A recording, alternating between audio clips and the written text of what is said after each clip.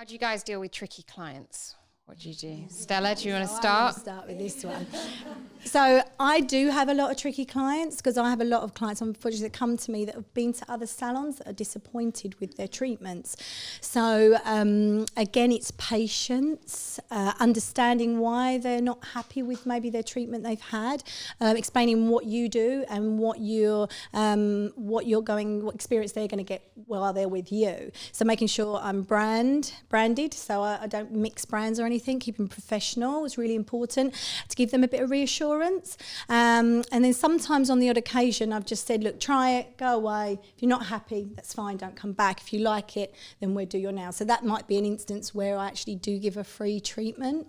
But that could be somebody that's had a lot of trauma or, on their nails or waxing, depending on what treatment it is that I'm obviously trying to help them out with. But patience, smile on the face, and just trying to understand why that client is irritated. Okay, so I have to admit I am a tricky client. I'm the type of person who comes in with their phone, their laptop and their baby and expect you to do my nails in 5 minutes, and I want them to look really good. Do you guys get that in a salon environment more? How do you deal with that? Yeah, we do. And there's a lot of mums in Wimbledon, actually. And it's a massive, I think you have to look at what your market is. It's a massive part of our market. So if we were to just say, and there was a salon in Wimbledon that said no children, and it is, people come in and go, it's disgusting that I'm not allowed to bring my children in, or... I think it's about managing people's expectations. There is an element of time involved in a treatment, isn't there? And if you're back to back, you're not going to be able to be doing things all the time, but we accommodate wherever we can. And, one of our girls, very naturally this happened. It wasn't something we've had to teach. It just organically happened. And one of them will just pick up the baby and help the mum out. Yeah. Or if someone's trying to write an email, we can work on one hand, get that completed, work on the other. We've even both worked on one client before if we're not all busy. We just all try to sort of muck in. We notice the situation. We're like, right, this is when we need to all pull together.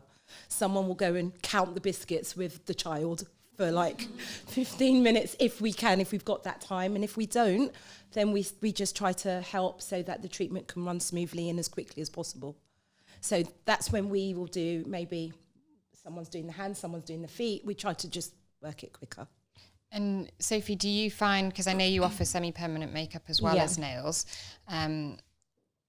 do you find that sometimes clients' expectations can be a little bit harder to exceed with that rather than just nails? Yeah, for sure, because obviously it's a bit more permanent. Yeah.